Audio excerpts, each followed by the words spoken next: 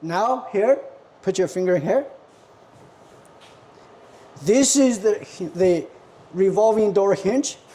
This has to go this way, that revolves. But now, that's perfect, okay? Right. Watch this one here. Watch here, okay? Come. We're not going to hurt you. This is don't touch. Suspend, aim. We all do this. Right. We all do this. Right. We all do this. Right. It's, I have to go. Problem is, we think, so when I finish, you hold it, okay? We think we're doing this, hold it. We think we're doing this, no, let go. Now, only when I stop, hold it. We think we are revolving, this thing moves back and forth.